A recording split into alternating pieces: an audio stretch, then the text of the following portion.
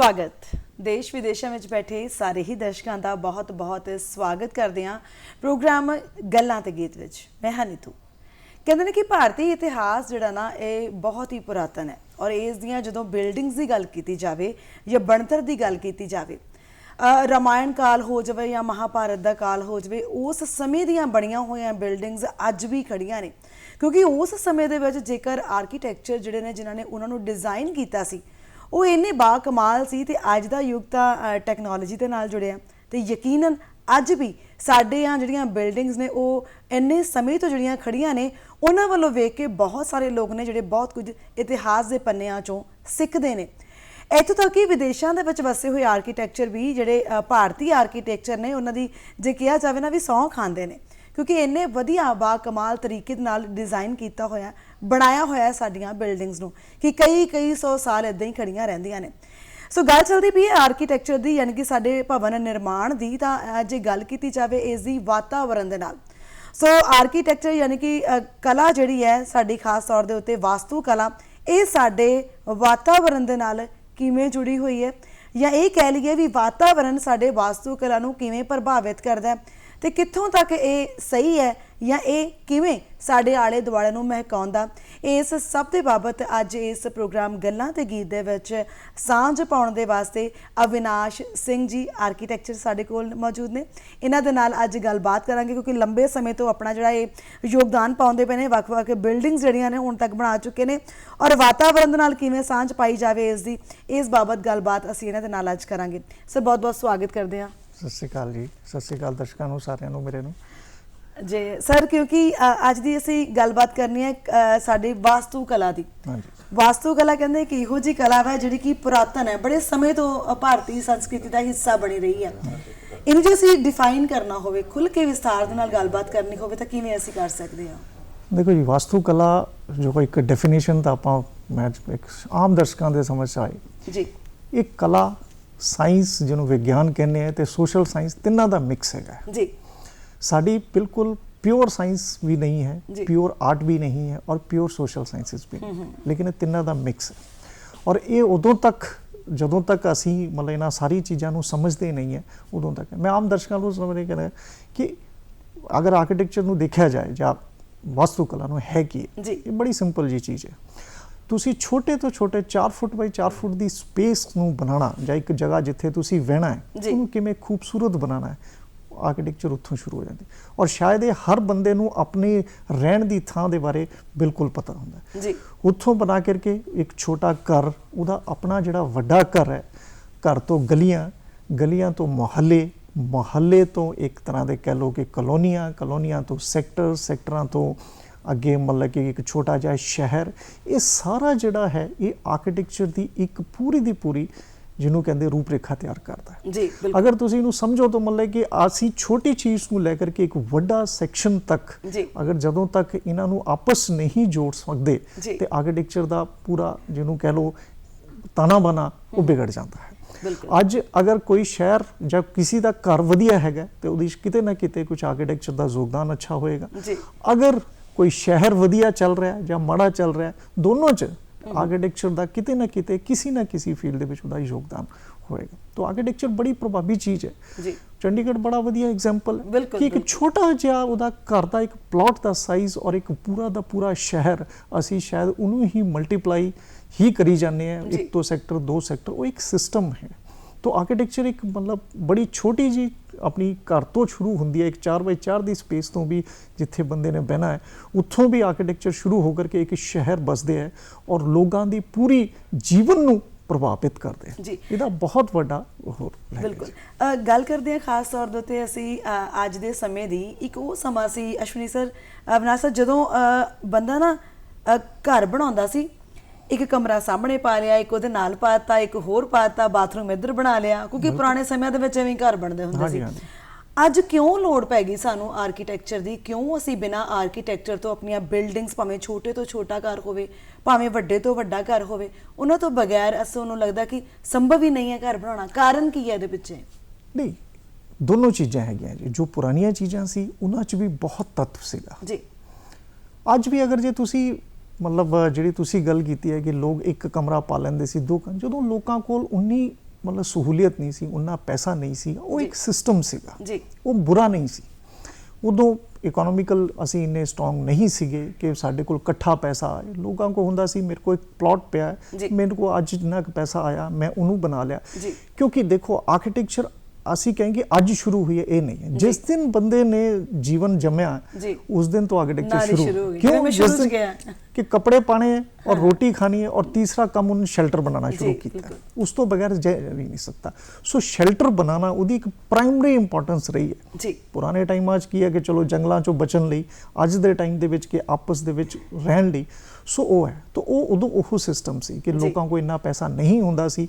ਅੱਜ ਮੇਰੇ ਕੋਲ ਥੋੜਾ ਜਿਹਾ ਪੈਸਾ ਆਇਆ, ਮੈਂ ਮਿਸਤਰੀ ਲਾਇਆ, ਉਹ ਇੱਕ ਪਾਰਟਿਕੂਲਰ ਸਿਸਟਮ ਸੀ। ਅੱਜ ਮਾਡਰਨ ਟਾਈਮ ਦੇ ਵਿੱਚ ਜਦੋਂ ਇਕਨੋਮਿਕ ਲਿਬਰੇजेशन ਹੋਈ ਹੈ, ਬਹੁਤ ਜ਼ਿਆਦਾ ਲੋਕਾਂ ਕੋਲ ਪੈਸਾ ਆਇਆ ਹੈ, ਉਹਦੇ ਬਾਅਦ ਉਹ ਸ਼ਾਇਦ ਸੋਚ ਕੇ ਇਹ ਕਰਨ ਲੱਗਾ ਜੀ। ਲੇਕਿਨ ਫਿਰ ਵੀ ਇਹ ਕਹਿਣਾ ਸ਼ਾਇਦ ਇੰਨਾ ਉਹ ਨਹੀਂ ਹੋਗਾ। ਜੇ ਤੁਸੀਂ ਸਟੈਟਿਕਸ ਦੇ ਵਿੱਚ ਚੱਲੀਏ, 2013 ਦਾ ਸਟੈਟਿਕਸ ਹੈ ਜਿਹਦੇ ਵਿੱਚ ਤੁਸੀਂ ਅਗਰ ਦੇਖੋਗੇ ਤਾਂ ਹਿੰਦੁਸਤਾਨ ਦੇ ਜਿੰਨੇ ਹਾਊਸ ਹੋਲਡ ਹੈ, government of India the survey ਹੈ ਜੀ, ਕਿ ਜਿਹਦੇ ਵਿੱਚ ਅੱਜ ਵੀ ਸਾਡੀ 70% ਆਬਾਦੀ ਕੋਲ ਘਰ ਦਾ ਇੱਕੋ ਕਮਰਾ ਜਿਹਦੇ 'ਚ ਪੂਰੀਆਂ ਫੈਮਲੀਆਂ ਰਹਿ ਰਹੀਆਂ ਜੀ। ਇਹ ਤਾਂ ਚਲੋ ਅਸੀਂ ਪੰਜਾਬ ਕਾਫੀ ਮਤਲਬ ਕਹਿ ਲਓ ਇਕਨੋਮਿਕਲੀ ਕਾਫੀ ਸਟਰੋਂਗ ਹੈ, ਤੇ ਸਾਡੇ ਇੱਧਰ ਕੋਈ 40-45% ਲੋਕ ਅਸੀਂ ਐਸੇ हैं ਜਿਹੜੇ ਇੱਕ ਅੱਛੇ ਮਤਲਬ ਘਰਾਂ 'ਚ ਰਹਿ ਰਹੇ हैं। ਹਾਲਾਂਕਿ ਬਹੁਤ ਸਾਰਾ ਹਿੰਦੁਸਤਾਨ ਦਾ ਐਸਾ ਪਾਰਟ ਹੈ ਜਿਹਦੇ ਵਿੱਚ ਲੋਕਾਂ ਕੋਲ ਹਾਲੀ ਇੱਕ ਕਮਰੇ ਦੇ ਘਰ ਦੇ ਵਿੱਚ ਪੂਰੀਆਂ ਫੈਮਲੀਆਂ ਰਹਿ ਰਹੀਆਂ। ਇਹ 2013 ਦਾ ਸਟੈਟਿਕ ਹੈ। ਚਲੋ government of India the survey ਹੈ, ਓਬਵੀਅਸਲੀ ਹੈ ਕਿ 10 ਸਾਲ ਬਾਅਦ ਵਿੱਚ ਉਹ ਇੰਪਰੂਵਮੈਂਟ ਹੋਈ ਹੋਗੀ, ਲੇਕਿਨ ਅੱਜ ਵੀ ਸਾਡੀ 60% ਆਬਾਦੀ ਉਹਦੇ ਵਿੱਚ ਹੀ ਹੈ ਜੀ। ਇਹਨੂੰ ਹੋਰ ਦੇਖਿਆ ਜਾਏ ਤਾਂ ਅੱਜ ਵੀ ਬਹੁਤ ਸਾਰੀ ਏਰੀਆ ਸਾਡੇ ਸਲਮ ਏਰੀਆ ਹੈਗੇ ਜੀ, ਉਹਨਾਂ ਸਾਰੀਆਂ ਚੀਜ਼ਾਂ ਦੇ ਨਾਲ ਹੈ। ਲੇਕਿਨ ਹਾਂ, ਨੋ ਡਾਊਟ ਜਿੱਥੇ ਲੋਕਾਂ ਕੋਲ ਜ਼ਿਆਦਾ ਪੈਸਾ ਆਇਆ ਉੱਥੇ ਇੱਕ ਆਰਕੀਟੈਕਚਰ ਦਾ ਉਨਾ ਕੁ ਜ਼ਿਆਦਾ ਫੈਲਾਅ ਹੋਇਆ ਜੀ। ਜਿਹਦੇ ਚੰਡੀਗੜ੍ਹ ਨੇ ਇੱਕ ਐਸਾ ਬੀਜ ਬੋਇਆ ਕਿ ਉਸ ਤੋਂ ਬਾਅਦ ਲੋਕਾਂ ਨੂੰ ਸਮਝ ਆਉਣੀ ਲੱਗੀ ਹੈ ਕਿ ਯੈਸ ਆਰਕੀਟੈਕਚਰ ਕੀ ਹੈ ਜੀ। ਮੈਂ ਅੱਜ ਵੀ ਇੱਕ ਬੜਾ ਛੋਟੀ ਜਿਹੀ ਚੀਜ਼ ਸਾਂਝ ਕਰਦਾ ਕਿ ਜਦੋਂ ਮੈਂ ਆਰਕੀਟੈਕਚਰ 'ਚ ਪੜ੍ਹਨ ਆਇਆ ਸੀ ਜੀ, ਉਦੋਂ ਇਸੇ ਪੰਜਾਬ 'ਚ ਕਿਸੇ ਨੂੰ ਦੱਸੋ ਕਿ ਆਰਕੀਟੈਕਚਰ ਕਰਦਾ ਹੈ ਤਾਂ ਬੜਾ ਸੁਣਨ ਤੋਂ ਬਾਅਦ ਉਹ ਇਹ ਗੱਲ ਕਹਿੰਦਾ ਹੁੰਦਾ ਸੀਗਾ, ਕੀ ਕਰਨਾ ਕਾਕਾ? ਤਾਂ ਬੋਲਾ ਅੱਛਾ ਨਕਸ਼ੇ ਬਣਾਣੇ ਆ, ਤੂੰ ਨਕਸ਼ਾ ਨਵੀਜ। ਆਰਕੀਟੈਕਚਰ ਵਰਡ ਦਾ ਨਾ ਹੀ ਨਹੀਂ ਹੁੰਦਾ ਸੀ। ਬੜਾ ਹੈਰਾਨੀ ਹੁੰਦੀ ਸੀ ਕਿ ਅਸੀਂ 5 ਸਾਲ ਡਿਗਰੀ ਕਰਕੇ ਲੋਕਾਂ ਨੂੰ ਇਹ ਸਮਝਾਉਂਦੇ ਫਿਰਦੇ ਹਾਂ। ਹਾਲਾਂਕਿ ਇਹ ਦੂਜੀ ਸਟੇਟਾਂ 'ਚ ਨਹੀਂ ਸੀ, ਲੇਕਿਨ ਪਿਛਲੇ 10-15 ਸਾਲਾਂ ਦੇ ਵਿੱਚ ਆਰਕੀਟੈਕਚਰ ਦੀ ਜਿਹੜੀ ਇੱਕ ਸਮਝ ਹੈ ਲੋਕਾਂ ਦੇ ਵਿੱਚ, ਜਾਣਕਾਰੀ ਦੇ ਵਿੱਚ, ਜਾਂ ਇੱਦਾਂ ਦੇ ਪ੍ਰੋਗਰਾਮਾਂ ਦੇ ਵਿੱਚ ਅੱਜ ਸਮਝ ਆਈ ਹੈ। ਸੋ ਇਸ ਕਾਰਨ ਲੋਕਾਂ ਦਾ ਰਹਿਣ ਸਹਿਣ ਵੀ ਉੱਠਿਆ, ਆਰਕੀਟੈਕਟ ਦੀ ਇੰਪੋਰਟੈਂਸ ਵੀ ਉੱਠੀ ਹੈ।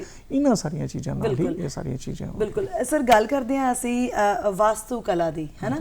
ਵਾਸਤੂ ਕਲਾ ਨੂੰ ਅਸੀਂ ਅੱਜ ਜੋੜਨਾ ਹੈ ਆਪਣੇ ਵਾਤਾਵਰਣ ਦੇ ਨਾਲ। ਬਿਲਕੁਲ ਵਾਸਤੂ ਕਲਾ ਨੂੰ ਵਾਤਾਵਰਣ ਦੇ ਨਾਲ ਜੋੜਿਆ ਕਿਵੇਂ ਜਾਵੇ? ਮੈਂ ਤਾਂ ਕੱਲ ਦੀ ਇਹੀ ਸੋਚੀ ਜਾਂਦੀ ਪਈ ਹਾਂ।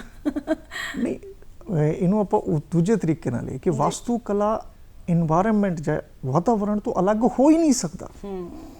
ਇਹਨੂੰ ਜੋੜਨਾ ਨਹੀਂ। ਅਸੀਂ ਵਾਸਤੂਕਾਰ ਜਿੰਨੇ ਵੀ ਆਰਕੀਟੈਕਟ ਹੈ, ਸਾਰੀ ਪਹਿਲੀ ਪ੍ਰਾਇੋਰਟੀ ਇਹ ਹੁੰਦੀ ਹੈ ਕਿ ਅਸੀਂ ਜੋ ਵੀ ਸਾਡਾ ਮੌਸਮ ਹੈ, ਜੋ ਵੀ ਸਾਡਾ ਕਲਾਈਮੇਟ ਹੈ, ਚਾਹੇ ਮੈਂ ਜਲੰਧਰ ਰਹਿਣਾ, ਚਾਹੇ ਮੈਂ ਬਠਿੰਡੇ ਰਹਿਣਾ, ਚਾਹੇ ਮੈਂ ਰਾਜਸਥਾਨ ਦੇ ਵਿੱਚ, ਚਾਹੇ ਮੈਂ ਕੇਰਲਾ, ਪਹਿਲੇ ਆਪਣਾ ਲੋਕਲ ਕਲਾਈਮੇਟ ਸਮਝ, ਉਸ ਕਲਾਈਮੇਟ ਦੇ ਅਕੋਰਡਿੰਗ ਮੈਂ ਅਗਰ ਆਪਣੀ ਬਿਲਡਿੰਗ ਡਿਜ਼ਾਈਨ ਕਰਦਾ ਫਿਰ ਹੀ ਲੋਕਾਂ ਲਈ ਉਹ ਕੰਫਰਟੇਬਲ ਹੈ।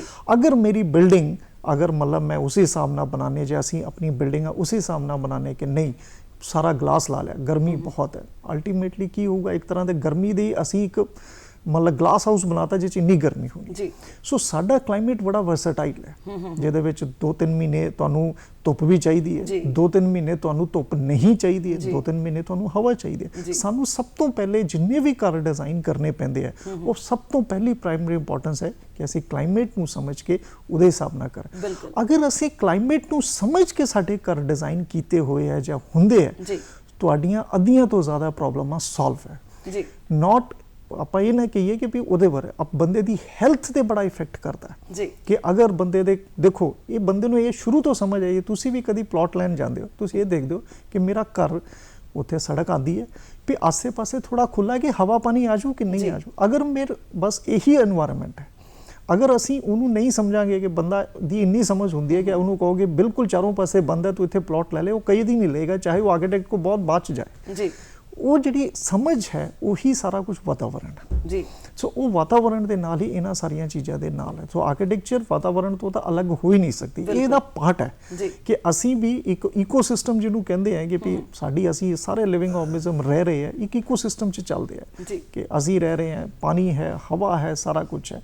ਸਾਡੇ ਗੁਰੂਆਂ ਨੇ ਉਹਨੂੰ ਤਾਂ ਮਤਲਬ ਬਾਣੀ 'ਚ ਡਿਸਕ੍ਰਾਈਬ ਕਰਤਾ, ਪਵਨ ਗੁਰੂ ਪਾਣੀ ਪਿਤਾ ਪਰਮਤ ਮਹਾਨ, ਤੇ ਅਸੀਂ ਤਾਂ ਸਿਰਫ ਉਹਨੂੰ ਇੱਕ ਐਨਹੈਂਸ ਹੀ ਕਰਨਾ ਹੈ। ਔਰ ਆਰਕੀਟੈਕਚਰ ਦਾ ਮੈਂ ਇਸ ਲਈ ਰੋਲ ਜ਼ਿਆਦਾ ਕਹਿ ਰਿਹਾ ਕਿ ਸਾਡਾ 30% ਤੋਂ 40% ਇੰਪੈਕਟ ਪੈਂਦਾ ਹੈ ਇਨਵਾਇਰਨਮੈਂਟ ਤੇ, ਕਿਉਂਕਿ ਸਾਡੀਆਂ ਜ਼ਿਆਦਾਤਰ ਬਿਲਡਿੰਗਸ ਜਿੰਨੀਆਂ ਅਗਰ ਅਸੀਂ GDP ਦੀ ਵੀ ਲਈਏ ਤਾਂ 25% ਤੋਂ 30% ਕੰਟਰੀਬਿਊਸ਼ਨ ਹੈ, ਇਟ ਲਾਰਜ ਹੈ ਕਿ 1/4 ਆਫ GDP ਚੱਲਦੀ ਹੈ।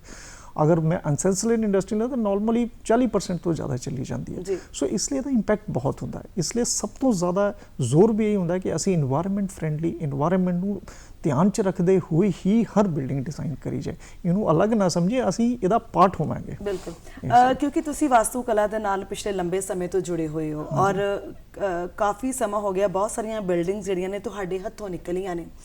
ਸਰ ਕੀ ਲੱਗਦਾ ਕਿ ਵਾਕਈ ਸਹੀ ਗੱਲ ਹੈ ਕਿ ਜਿਹੜਾ ਵਾਸਤੂ ਸ਼ਾਸਤਰ ਹੈ ਜਾਂ ਵਾਸਤੂ ਕਲਾ ਜਿਹੜੀ ਹੈ ਉਹ ਸਾਡੇ ਜੀਵਨ ਨੂੰ ਸਵਾਰ ਵੀ ਸਕਦੀ ਹੈ ਤੇ ਸਾਨੂੰ ਸਮੱਸਿਆਵਾਂ ਨੂੰ ਨਿਜਾਤ ਵੀ ਪਾ ਸਕਦੀ ਹੈ? ਕਿਉਂਕਿ 4 ਡਾਇਰੈਕਸ਼ਨ ਅਸੀਂ ਦੇਖਦੇ ਹਾਂ ਨਾ, ਪੂਰਬ, ਪੱਛਮ, ਉੱਤਰ, ਦੱਖਣ।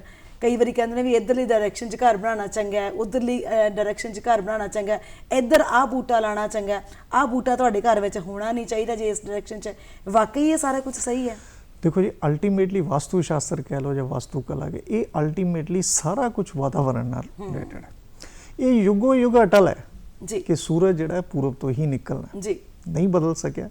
चाहे मैं इनू अज पढ़ा तो चाहे मैं इनू 100 साल पहले पढ़ा तो चाहे मैं 100 साल बाद पढ़ा, सूरज अटल है, उस पूरज तो ही निकलना। और पहले पुराने लोग भी इक्को गल कहंदे हुंदे सीगे कि भी मैं घर जिहड़ा है चढ़दे पासे नू पाना जी, बाकी कोई डायरैक्शन ही नहीं मानते सी जी। अल्टीमेटली वास्तु शास्त्र भी यही है। और अच्छा, ਜਦੋਂ ਤੁਸੀਂ ਉਧਰ ਦੀ ਡਾਇਰੈਕਸ਼ਨ ਨੂੰ ਤੁਹਾਨੂੰ ਤੁਸੀਂ ਸਵੇਰ ਦੀ ਧੁੱਪ, ਸਵੇਰ ਦਾ ਤੁਸੀਂ ਵਾਤਾਵਰਣ ਨੂੰ, ਤੁਹਾਡੀ ਜਿਹੜੀ ਬਾਡੀ ਦੀ એનર્ਜੀ ਔਰ ਬਾਕੀ ਸਾਰੀਆਂ ਚੀਜ਼ਾਂ ਹੈ ਤੁਹਾਨੂੰ ਇੰਨੀਆਂ ਪ੍ਰਫੁੱਲਿਤ ਕਰਦੀਆਂ ਕਿ ਤੁਸੀਂ ਆਪਣੇ ਆਪ ਨੂੰ ਇੱਕ ਮਤਲਬ એનર્ਜੀ ਫੀਲ ਕਰਦੇ ਜੀ। ਸੋ ਇਹ ਜਿੰਨੀਆਂ ਵੀ ਚੀਜ਼ਾਂ ਹੈ, ਚਾਹੇ ਉਹ ਵਾਸਤੂ ਸ਼ਾਸਤਰ ਹੈ ਚਾਹੇ ਕੁਝ ਹੈ, ਇਹ ਅਲਟੀਮੇਟਲੀ ਸਿਰਫ ਸਾਡੇ ਕਲਾਈਮੇਟ ਦੇ ਨਾਲ ਹੀ ਰਿਲੇਟਡ ਹੈ ਜੀ। ਡਾਇਰੈਕਸ਼ਨਾਂ ਵੀ ਕਿ ਤੁਸੀਂ ਅਗਰ ਮੈਨੂੰ ਕਹੋ ਨਾਰਥ ਦੇ ਵਿੱਚ ਅਗਰ ਮੇਰਾ ਧੁੱਪ ਨਹੀਂ ਆਣੀ ਤਾਂ ਨਹੀਂ ਆਣੀ ਜਦੋਂ ਅਸੀਂ ਨਾਰਥਰਨ ਹੈਮੀਸਫੇਅਰ ਦੇ ਵਿੱਚ ਬੈਠੇ। ਅਗਰ ਆਪਾਂ ਸਾਊਥਰਨ ਆਸਟ੍ਰੇਲੀਆ 'ਚ ਹੋਊਗਾ ਪੁੱਠਾ ਹੋਏਗਾ ਕਿਉਂਕਿ ਉਹ ਸਾਊਥਰਨ ਹੈਮੀਸਫੇਅਰ ਹੈ। ਇਹਨਾਂ ਸਾਰੀਆਂ ਚੀਜ਼ਾਂ ਨੂੰ ਸਮਝਦੇ ਹੋਏ ਸਾਡੀਆਂ ਉਹ ਡਾਇਰੈਕਸ਼ਨਾਂ ਜਿਹੜੀਆਂ ਹੈ ਕਿ ਜੇ ਲਹਿੰਦੀ ਧੁੱਪ ਹੈ ਤਾਂ ਡੈਫੀਨੇਟਲੀ ਉਦੋਂ ਅਗਰ ਗਰਮੀ ਦੇ ਵਿੱਚ ਅਗਰ ਤੁਸੀਂ ਉਧਰਲੇ ਪਾਸੇ ਅਗਰ ਕੋਈ ਕਮਰਾ ਬਣਾਇਆ ਤਾਂ ਮਤਲਬ ਗਰਮੀਆਂ ਦੇ ਵਿੱਚ ਜ਼ਿਆਦਾ ਧੁੱਪ ਕ੍ਰੀਏਟ ਕਰੋਗੇ। ਲੇਕਿਨ ਸਾਊਥ ਦੇ ਵਿੱਚ ਅਗਰ ਮਤਲਬ ਦੱਖਣ ਨੂੰ ਅਗਰ ਤੁਸੀਂ ਕਮਰਾ ਰੱਖਦੇ ਹੋ ਤਾਂ ਤੁਹਾਨੂੰ ਬੜੀ ਵਧੀਆ ਸਰਦੀਆਂ ਨੂੰ ਧੁੱਪ ਆਏਗੀ, ਤੁਹਾਡਾ ਲੌਨ ਹੋਏਗਾ, ਉਹਨੂੰ ਤੁਹਾਨੂੰ ਬਾਹਰ ਬਹਿਣ ਨੂੰ ਹੋਊਗਾ। ਉਹ ਸਾਰੀਆਂ ਚੀਜ਼ਾਂ ਵੀ ਡਾਇਰੈਕਸ਼ਨ ਦੇ ਅਕੋਰਡਿੰਗ ਵੀ ਤੁਸੀਂ ਦੇਖੋਗੇ ਜਾਂ ਵਾਸਤੂ ਸ਼ਾਸਤਰ ਦੇ ਅਕੋਰਡਿੰਗ, ਉਹ ਅਲਟੀਮੇਟਲੀ ਕਲਾਈਮੇਟ ਦੇ ਯਾਰ ਵਾਤਾਵਰਣ ਦੇ ਨਾਲ ਰਿਲੇਟਡ ਹੈ, ਉਸ ਤੋਂ ਅਲੱਗ ਨਹੀਂ ਹੈ ਜੀ। ਇਹ ਜ਼ਿਆਦਾਤਰ ਅਸੀਂ ਇੱਕ ਮਿਥ ਮੰਨਿਆ ਜਾਂਦਾ ਹੈ ਕਿ ਨਹੀਂ ਇਹ ਇੱਧਰ ਨੂੰ ਹੋ ਜਾਵੇ, ਲੇਕਿਨ ਅਗਰ ਉਹਨੂੰ ਆਪਾਂ ਸਮਝੀਏ ਤੇ ਉਹ ਸਾਰੀ ਚੀਜ਼ਾਂ ਜਿੰਨੀਆਂ ਹੈਗੀਆਂ ਉਹ ਮਤਲਬ ਵਾਸਤੂ ਕਲਾ ਦੇ ਨਾਲ ਰਿਲੇਟਡ ਹੈ, ਨਾ ਕਿ ਕਿਸੇ ਹੋਰ ਚੀਜ਼ ਨਾਲ ਜੀ। ਕਈ ਵਾਰੀ ਕੀ ਹੁੰਦਾ ਕਿ ਵਾਤਾਵਰਣ ਨੂੰ ਸਾਫ਼ ਕਰਨ ਦੇ ਵਾਸਤੇ ਕਈ ਤਰ੍ਹਾਂ ਦੇ ਅਸੀਂ ਬੂਟੇ ਲਗਾਉਂਦੇ ਹਾਂ, ਖਾਸ ਤੌਰ ਤੇ ਆਮ ਭਾਸ਼ਾ ਦੇ ਵਿੱਚ ਕਹੀਏ ਤਾਂ ਅਸੀਂ ਉਹ ਵਾਤਾਵਰਣ ਦੀ ਸ਼ੁੱਧਤਾ ਦੇ ਵਾਸਤੇ ਲਗਾਉਂਦੇ ਹਾਂ। ਹੁੰਦਾ ਕੀ ਹੈ, ਅਸੀਂ ਸੋਚਦੇ ਹਾਂ ਕਿ ਸਾਡਾ ਵਾਤਾਵਰਣ ਜਿਹੜਾ ਨਾ ਉਹ ਸਾਫ਼ ਹੋਣਾ ਚਾਹੀਦਾ ਹੈ, ਜਦੋਂ ਦਿਨ ਚੜ੍ਹਦਾ ਹੈ, ਜਦੋਂ ਅਸੀਂ ਉੱਠਦੇ ਹਾਂ ਤੇ ਸਾਨੂੰ ਤਾਜ਼ੀ ਹਵਾ ਮਿਲਣੀ ਚਾਹੀਦੀ ਹੈ।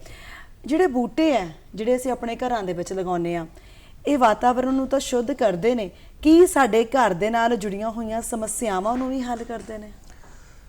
ਸਮੱਸਿਆ ਵੀ ਉਸੇ ਤਰ੍ਹਾਂ ਦੀ ਹੈ ਕਿ ਦੇਖੋ ਬੂਟਾ ਹੈ ਤੁਹਾਨੂੰ ਘੱਟ ਤੋਂ ਘੱਟ ਆਕਸੀਜਨ ਤਾਂ ਦਿੰਦਾ ਹੀ ਹੈ ਨਾ ਜੀ। ਪਹਿਲੀ ਮਤਲਬ ਸਾਰੀ ਪ੍ਰਾਇੋਰਟੀ ਸਾਰੀ ਸ੍ਰਿਸ਼ਟੀ ਦਾ ਜਿਹੜਾ ਆਧਾਰ ਹੈ ਉਹ ਤਾਂ ਮੈਨੂੰ ਲੱਗਦਾ ਕਿ ਬੰਦੇ ਦੇ ਜੀਵਨ ਦੇ ਉੱਤੇ ਡਿਪੈਂਡੈਂਟ ਜੀ। ਹੁਣ ਸਾਹ ਲੈਣਾ ਤੇ ਅਸੀਂ ਆਕਸੀਜਨ ਲੈਣੀ ਹੈ, ਆਕਸੀਜਨ ਲਵਾਂਗੇ ਤੇ ਸ਼ਾਇਦ ਸਾਡੀ ਸਿਹਤ ਉਨੀ ਜ਼ਿਆਦਾ ਠੀਕ ਰਹੇਗੀ। ਜੇ ਅਸੀਂ ਉਹ ਸਾਰਾ ਕਮਰਾ ਬੰਦ ਕਰ ਦਈਏ ਔਰ ਉਹਦੇ ਵਿੱਚ ਕਦੀ ਬੂਟਾ ਹੀ ਨਾ ਹੋਵੇ ਜਾਂ ਆਸੇ-ਪਾਸੇ ਕੋਈ ਬੂਟਾ ਹੀ ਨਹੀਂ ਹੈ ਤੇ ਸਾਡੀ ਤੋਂ ਜ਼ਿਆਦਾ ਆਕਸੀਜਨ ਤੋਂ ਜ਼ਿਆਦਾ ਸਾਡੇ ਕੋਲ ਤਾਂ ਕਾਰਬਨ ਡਾਈਆਕਸਾਈਡ ਹੈਗੀ, ਉਹੀ ਸਾਡੀ ਉਹਨੂੰ ਚੀਜ਼ਾਂ ਨੂੰ ਖਰਾਬ ਕਰਦੀ ਹੈ। ਅੱਜ ਇਹੀ ਚੀਜ਼ਾਂ ਦੀ ਸਮਝਣ ਦੀ ਜ਼ਰੂਰਤ ਹੈ ਕਿ ਜਿੰਨਾ ਤੁਸੀਂ ਆਪਣੇ ਘਰ ਦੇ ਨਾਲ ਬੂਟੇ ਲਾਓ ਜਾਂ ਬਾਕੀ ਸਾਰੀਆਂ ਚੀਜ਼ਾਂ ਲਾਓ, ਜਿੰਨਾ ਤੁਸੀਂ ਉਹਦੇ ਨਾਲ ਜੁੜੋਗੇ એનર્ਜੀ ਦੇ ਨਾਲ, ਉਨਾ ਤੁਹਾਡੀ ਸਿਹਤ ਆਪਣੇ ਆਪ ਹੀ ਠੀਕ ਰਹੂਗੀ। ਅੱਜ ਨਾਰਮਲੀ ਇੱਕ ਸਾਡੇ ਬਹੁਤ ਫੇਮਸ ਆਰਕੀਟੈਕਟ ਹੈ BV ਦੋਸ਼ੀ ਸਾਹਿਬ, ਉਹ ਕਹਿੰਦੇ ਹੁੰਦੇ ਸੀ ਕਿ ਠੀਕ ਹੈ ਅੱਜ ਤੁਸੀਂ ਸਾਰਾ ਕੁਝ ਬੰਦ ਕਰਕੇ AC ਲਾ ਲਓ, ਸਭ ਕੁਝ ਕਰ ਲਓ ਕਿ ਮੇਰਾ ਆਮਦਨ ਘਰ ਦੇ ਵਿੱਚ ਮਿੱਟੀ ਨਹੀਂ ਆਊਗੀ, ਸਭ ਕੁਝ ਨਹੀਂ ਆਊਗਾ, ਲੇਕਿਨ ਉਹਦੇ ਨਾਲ ਹੋਏਗਾ ਕੀ? ਅੱਜ ਮੌਸਮ ਬਾੜ ਬਹੁਤ ਵਧੀਆ ਹੈ, ਉਹ ਇੱਕ ਅੱਛਾ ਮੌਸਮ ਹੈ, ਉਹਦੀ ਜਿਹੜੀ ਇੱਕ ਫੀਲ ਹੈ ਉਹ ਤੁਸੀਂ ਨਹੀਂ ਲੈ ਸਕਦੇ ਜੀ। ਉਹ ਜਿਹੜੀ ਫੀਲ ਹੈ ਉਹ ਸਾਰੀ ਜਦੋਂ ਤੱਕ ਤੁਹਾਡੀ ਬਾਡੀ ਫੀਲ ਨਹੀਂ ਕਰੂਗੀ, ਸਾਡੀ ਬਾਡੀ ਇੰਨੀ ਮਤਲਬ ਜਿਹਨੂੰ ਕਹਿ ਲਓ ਕਿ ਅਬਜ਼ਰਵੈਂਟ, ਮਤਲਬ ਰੱਬ ਨੇ ਜਿਹਨੂੰ ਕਹਿ ਲਓ ਕਿ ਕੁਦਰਤੀ ਇੰਨੀ ਸਟਰੋਂਗ ਬਣਾਈ ਹੈ ਕਿ ਜਿੱਦਾਂ ਬੰਦਾ ਰਹਿਣਾ ਸ਼ੁਰੂ ਕਰਦੇ ਉਦਾਂ ਹੋ ਜਾਂਦਾ ਹੈ ਜੀ। ਤੇ ਜੇ ਅਸੀਂ ਉਹਨੂੰ ਫੀਲ ਹੀ ਨਹੀਂ ਕਰਾਂਗੇ ਤੇ ਸਾਨੂੰ ਪਤਾ ਹੀ ਨਹੀਂ ਲੱਗੂਗਾ ਕਿ ਅੱਜ ਬਾਹਰ ਧੁੱਪ ਹੈ ਤਾਂ ਉਹਦਾ ਕੀ ਮਤਲਬ ਹੈ, ਅੱਜ ਬਾਹਰ ਮੌਸਮ ਅੱਛਾ ਹੈ ਤਾਂ ਕੀ ਮਤਲਬ ਹੈ। ਇਹਨਾਂ ਸਾਰੀਆਂ ਚੀਜ਼ਾਂ ਤੋਂ ਉਹ ਜਿਹੜੇ ਚਾਹੇ ਪੌਦੇ ਹੈ ਉਹ ਸਾਰੀਆਂ ਚੀਜ਼ਾਂ ਨੂੰ ਇਨਹੈਂਸ ਹੀ ਕਰਦੇ ਆ ਸਾਰੀਆਂ ਚੀਜ਼ਾਂ ਨੂੰ। ਜ਼ਿਕਰ ਕੀਤਾ ਤੁਸੀਂ ਹੁਣੇ AC ਦਾ, ਕਿਉਂਕਿ ਸਾਡੀ ਨਾ ਹੁਣ ਆਦਤ ਬਣ ਚੁੱਕੀ ਹੈ ਕਿ ਬਿਨਾਂ AC ਤੋਂ ਅਸੀਂ ਰਹਿੰਦੇ ਹੀ ਨਹੀਂ ਆ, ਭਾਵੇਂ ਘਰਾਂ ਵਿੱਚ ਹੋਈਏ ਭਾਵੇਂ ਦਫ਼ਤਰਾਂ ਦੇ ਵਿੱਚ ਹੋਏ, ਕਿਉਂਕਿ ਬਾਡੀ ਨਾ ਉਸ ਤਰ੍ਹਾਂ ਦੀ ਬਣ ਚੁੱਕੀ ਹੈ, ਮੈਨੂੰ ਲੱਗਦਾ ਕਿ ਅਸੀਂ ਕੁਦਰਤ ਤੋਂ ਥੋੜ੍ਹੇ ਜਿਹੇ ਟੁੱਟ ਚੁੱਕੇ ਹਾਂ। ਗੱਲ ਕਰਦੇ ਹਾਂ ਅੱਜ ਇੰਡੋਰ ਪਲਾਂਟਸ ਦੀ। ਬਹੁਤ ਸਾਰੇ ਲੋਕ ਨੇ ਜਿਹੜੇ ਚਾਹੁੰਦੇ ਨੇ ਕਿ ਸਾਡੇ ਘਰਾਂ ਦੇ ਅੰਦਰ ਬੂਟੇ ਲੱਗੇ ਹੋਣ, ਔਰ ਅਸੀਂ ਲਗਾਉਂਦੇ ਵੀ ਹਾਂ। ਤੇ ਅਕਸਰ ਜਦੋਂ ਨਰਸਰੀ ਦੇ ਵਿੱਚ ਖਰੀਦਣ ਜਾਂਦੇ ਆ ਨਾ, ਤਾਂ ਉਹ ਕਹਿੰਦੇ ਵੀ ਇਹ ਇੰਡੋਰ ਪਲਾਂਟ ਹੈ, ਇਹ ਆਊਟਡੋਰ ਪਲਾਂਟ ਹੈ, ਇਹਨੂੰ ਤੁਸੀਂ ਬਾਹਰ ਲਾ ਸਕਦੇ ਹੋ, ਤੁਸੀਂ ਅੰਦਰ ਲਾ ਸਕਦੇ ਹੋ।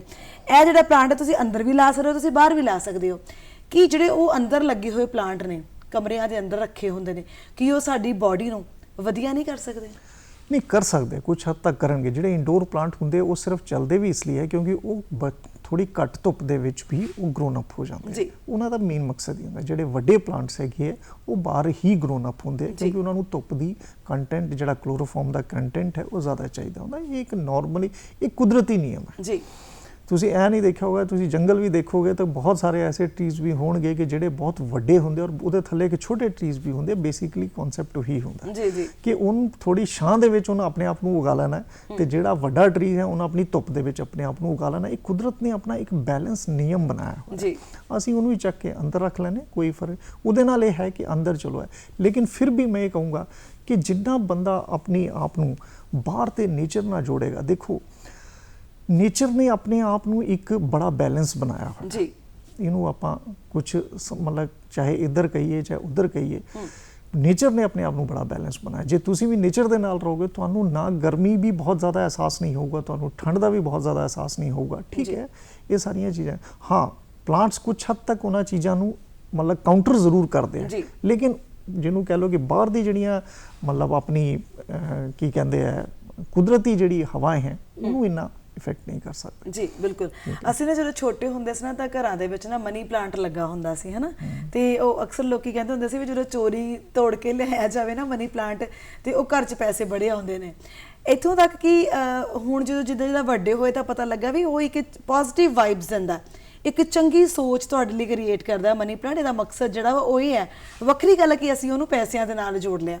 ਵੱਖ-ਵੱਖ ਬੂਟੇ ਜਿਹੜੇ ਅਸੀਂ ਘਰਾਂ ਦੇ ਵਿੱਚ ਲਗਾਉਂਦੇ ਆ, ਚਾਹੇ ਉਹ ਤੁਲਸੀ ਦਾ ਬੂਟਾ ਹੈ, ਚਾਹੇ ਉਹ ਜਵੈਨ ਦਾ ਬੂਟਾ ਹੈ, ਚਾਹੇ ਉਹ ਲੈਮਨ ਗ੍ਰਾਸ ਹੈ, ਨਿੱਕੇ ਨਿੱਕੇ ਕਈ ਤਰ੍ਹਾਂ ਦੇ ਅਸੀਂ, ਕਿਉਂਕਿ ਅੱਜ ਕੱਲ੍ਹ ਲੋਕਾਂ ਦੇ ਕੋਲ ਇੰਨੀ ਜਗ੍ਹਾ ਤਾਂ ਹੈ ਨਹੀਂ ਹੈ ਘਰਾਂ ਦੇ ਵਿੱਚ ਕਿ ਵੱਡੀਆਂ ਪਾਰਕਾਂ ਬਣਾਈਆਂ ਜਾਣੀਆਂ, ਸਬਜ਼ੀਆਂ ਲਾਈਆਂ ਜਾਣੀਆਂ, ਬੂਟੇ ਲਾਏ ਜਾਣ। ਸੋ ਨਿੱਕੇ ਗਮਲਿਆਂ ਦੇ ਵਿੱਚ ਅਸੀਂ ਲਗਾਉਂਦੇ ਆ। ਇਹ ਜਿਹੜੇ ਬੂਟੇ ਨੇ ਨਿੱਕੇ ਕਈ ਤਰ੍ਹਾਂ ਦੇ ਜਿਹੜੇ ਲਗਾਉਂਦੇ ਆ ਅਸੀਂ, ਉਹਦੇ ਵਿੱਚ ਭਾਵੇਂ ਕ੍ਰਿਸ਼ਨਕਾਂਤ ਦਾ ਹੋ ਜਾਏ, ਨਾਰੀਅਲ ਦਾ ਰੁੱਖ ਹੋ ਗਿਆ, ਅਸ਼ੋਕ ਹੋ ਗਈ, ਤੁਲਸੀ ਹੋ ਗਈ, ਕਈ ਤਰ੍ਹਾਂ ਦੇ ਹੁੰਦੇ ਆ। ਇਹ ਸਾਨੂੰ ਕਿਵੇਂ ਪੋਜ਼ਿਟਿਵ ਤਰੀਕੇ ਦੇ ਨਾਲ ਜਿਹੜਾ ਵਾ ਉਹ ਜੋੜ ਕੇ ਰੱਖ ਸਕਦੇ ਨੇ? ਦੇਖੋ ਜੀ, ਸਿੱਧਾ ਗੱਲ ਹੈ ਕਿ ਹਰਾ ਰੰਗ ਹੀ ਐਸਾ ਹੈ ਜਿਹੜਾ ਪੋਜ਼ਿਟਿਵ ਵਾਈਬਸ ਨੂੰ ਤੁਸੀਂ ਦਿੰਦਾ ਹੈ। ਤੁਸੀਂ ਆਪਣੇ ਅੱਗੇ ਆ ਰੱਖਿਆ ਹੋਇਆ, ਤੁਸੀਂ ਇਹਨੂੰ ਵੀ ਦੇਖੋ, ਤੁਹਾਨੂੰ ਇੱਕ ਹਰੀ ਵਾਈਬ੍ਰੇਸ਼ਨਸ ਮਿਲਦੀਆਂ ਜੀ। ਹਰਾ ਰੰਗ ਕੁਦਰਤ ਦਾ ਰੰਗ ਹੈ, ਜਦੋਂ ਅੰਦਰ ਘਰ ਦੇ ਅੰਦਰ ਹੁੰਦਾ ਹੈ।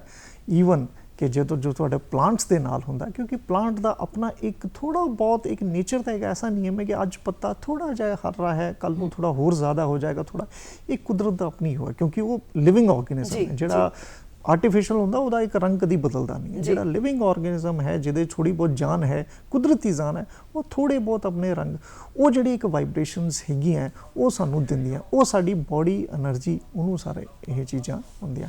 ਬਾਕੀ ਜਿੱਦਾਂ ਤੁਸੀਂ ਕਿਹਾ ਕਿ ਤੁਲਸੀ ਦੇ ਬੂਟੇ ਔਰ ਇਹ ਸਾਰੀਆਂ, ਇਹ ਸਾਡੇ ਉੱਦਾਂ ਬਾਕੀ ਸਾਰੇ ਕੰਮਾਂ 'ਚ ਜਿਹੜੀ ਕਿ ਮੈਡੀਸਨਲ ਵੈਲਿਊਜ਼ ਹੈਗੀਆਂ ਉਹ ਬੜੀਆਂ ਕੰਮ ਆਉਂਦੀਆਂ। ਕਿ ਤੁਸੀਂ ਤੁਲਸੀ ਦਾ ਪੌਦਾ ਹੋ ਗਿਆ, ਜਵੈਨ ਦਾ ਪੌਦਾ ਹੋ ਗਿਆ, ਇਹਨਾਂ ਦੇ ਛੋਟੇ ਮੋਟੇ ਜਿਹੜੇ ਵੀ ਪਹਿਲੇ ਤਾਂ ਲੋਕੀ ਕਾੜਾ ਪੀਂਦੇ ਹੁੰਦੇ ਸੀ ਇਹਨਾਂ ਚੀਜ਼ਾਂ ਦਾ, ਜਿਹੜੇ ਕਿ ਤੁਹਾਡੀ ਬੋਡੀ ਦੀ ਜਿਹੜੀ ਸਾਡੇ ਜਦੋਂ ਮੌਸਮ ਬਦਲਦੇ ਹੈ, ਹੁਣ ਜਿੱਦਾਂ ਮਤਲਬ ਕਿ ਵੀ ਗਰਮੀਆਂ ਤੋਂ ਇੱਕਦਮ ਬਰਸਾਤ ਆਈ ਹੈ, ਜਦੋਂ ਬਹੁਤ ਸਾਰੇ ਕੀੜੇ ਪੌੜੇ ਪੈਂਦੇ, ਜਦੋਂ ਸਾਡੀ ਥੋੜੀ ਜਿਹੀ એનર્ਜੀ ਲੋ ਹੁੰਦੀ ਹੈ, ਤੁਸੀਂ ਇਹਨਾਂ ਦੇ ਪੀਓ, ਤੁਹਾਨੂੰ ਕਦੀ ਵੀ ਮਤਲਬ ਤੁਹਾਡੀ ਬੋਡੀ ਜਿਹੜੀ ਹੈ, ਸਾਡਾ ਬੜਾ ਇੱਕ ਨਾ ਹਿੰਦੁਸਤਾਨ 'ਚ ਇੱਕ ਬੜਾ ਪੁਰਾਣਾ ਸੈੱਟ ਸਿਸਟਮ ਸੀਗਾ ਕਿ ਮੌਸਮ ਵੀ 2-3 ਮਹੀਨੇ ਬਾਅਦ ਬਦਲਣਾ ਹੀ ਬਦਲਦਾ ਹੈ। ਔਰ ਜਦੋਂ ਹੋਣਾ ਥੋੜ੍ਹੀਆਂ ਬਹੁਤ ਬਿਮਾਰੀਆਂ ਵੀ ਆਉਣੀਆਂ, ਪੁਰਾਣੇ ਲੋਕਾਂ ਨੇ ਉਹ ਸਾਰੀਆਂ ਬਿਮਾਰੀਆਂ ਇਹਨਾਂ ਜਿੰਨੇ ਵੀ ਆਪਣੇ ਕੋਲ ਪੌਦੇ ਸੀਗੇ ਉਹਨਾਂ ਚੋਂ ਹੱਲ ਲੱਭੇ ਹੋਏ ਸੀਗੇ ਕਿ ਤੁਸੀਂ ਆਹ ਪੀ ਲਓ, ਤੁਹਾਨੂੰ ਕੁਝ ਨਹੀਂ ਹੋਊਗਾ, ਤੁਸੀਂ ਅਜਵਾਇਨ ਖਾ ਲਓ, ਉਹਦੇ ਨਾਲ ਤੁਹਾਡਾ ਮਤਲਬ ਉਹ ਕੀ ਹੈ ਕਿ ਸਾਡੀ ਇਮਿਊਨ ਸਿਸਟਮ ਨੂੰ ਸਟਰੋਂਗ ਕਰਦਾ ਹੈ। ਸੋ ਜਿੰਨੇ ਅਸੀਂ ਪੌਦੇ ਲਾਵਾਂਗੇ, ਜਿੰਨਾ ਤੁਸੀਂ ਨਾਮ ਲਏ ਹੈ ਉਹਨੇ ਲਾਵਾਂਗੇ, ਉਹਨਾਂ ਅਸੀਂ ਆਪਣੇ ਇਮਿਊਨ ਸਿਸਟਮ ਨੂੰ ਸਟਰੋਂਗ ਕਰਾਂਗੇ। ਬਿਲਕੁਲ ਜੀ। ਔਰ ਇਮਿਊਨ ਸਿਸਟਮ ਨੂੰ ਸਟਰੋਂਗ ਕਰਦੇ ਇਹਦੇ ਨਾਲ ਜ਼ਰੂਰੀ ਹੈ ਕਿ ਅਸੀਂ ਆਪਣਾ ਜਿਹੜਾ ਦਿਮਾਗ ਹੈ ਨਾ ਉਹਨੂੰ ਵੀ ਤੇਜ਼ ਜ਼ਰੂਰ ਰੱਖੀਏ, ਤੇ ਉਹਦੇ ਵਾਸਤੇ ਜ਼ਰੂਰੀ ਹੈ ਕਿ ਅਸੀਂ ਗੀਤ ਸੰਗੀਤ ਦੇ ਨਾਲ ਜੁੜੀਏ। ਗੱਲਾਂ ਤਾਂ ਹੁੰਦੀਆਂ ਰਹਿਣਗੀਆਂ, ਪਰ ਪਹਿਲਾਂ ਵੇਖਾਂਗੇ ਇਹ ਗੀਤ।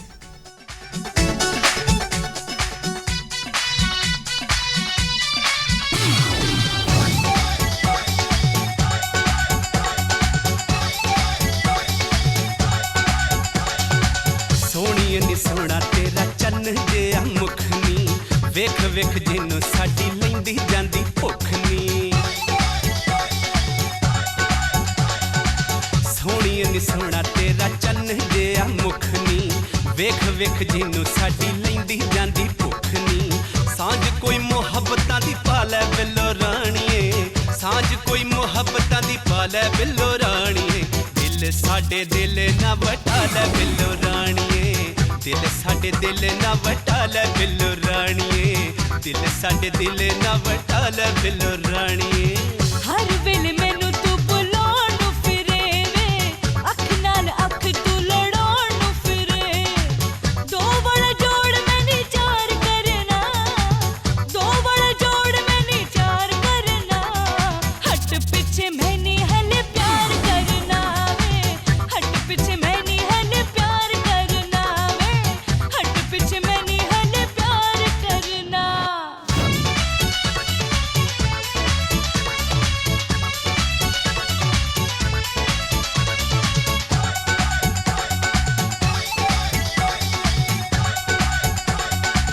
ਜਿੱਦ ਨਾਲ ਮਸਲੇ ਖਰਾਬ ਹੋਈ ਜਾਂਦੇ ਨੇ, ਕਿਹੜੀ ਗੱਲ ਮੇਰੇ ਲਈ ਜਵਾਬ ਹੋਈ ਜਾਂਦੇ ਨੇ। ਥੋੜਾ ਜਿਹਾ ਮਨ ਸਮਝਾ ਲੈ ਬਿੱਲੋ ਰਾਣੀਏ, ਥੋੜਾ ਜਿਹਾ ਮਨ ਸਮਝਾ ਲੈ ਬਿੱਲੋ ਰਾਣੀਏ। ਦਿਲ ਸਾਡੇ ਦਿਲ ਨਾ ਵਟਾ ਲੈ ਬਿੱਲੋ ਰਾਣੀਏ, ਦਿਲ ਸਾਡੇ ਦਿਲ ਨਾ ਵਟਾ ਲੈ ਬਿੱਲੋ ਰਾਣੀਏ, ਦਿਲ ਸਾਡੇ ਦਿਲ ਨਾ ਵਟਾ ਲੈ ਬਿੱਲੋ ਰਾਣੀਏ। ਤੇਰੇ ਜਿਹੇ ਕਈ ਦਿਲ ਚੁੱਕੀ ਫਿਰਦੇ, ਇਸ਼ਕ ਦੇ ਰੋਗ ਨਾਲ ਸੁੱਕੀ ਫਿਰਦੇ। ਮੈਂ ਨੀ ਐਵੇਂ ਖੱਜਲ ਖੁਆਰ ਕਰਨਾ, ਮੈਂ ਨੀ ਐਵੇਂ ਖੱਜਲ ਖੁਆਰ ਕਰਨਾ। ਹੱਟ ਪਿੱਛੇ ਮੈਂ ਨੀ ਹਲੇ ਪਿਆਰ ਕਰਨਾ, ਹੱਟ ਪਿੱਛੇ ਮੈਂ ਨੀ ਹਲੇ ਪਿਆਰ ਕਰਨਾ, ਹੱਟ ਪਿੱਛੇ ਮੈਂ ਨੀ ਹਲੇ ਪਿਆਰ ਕਰਨਾ।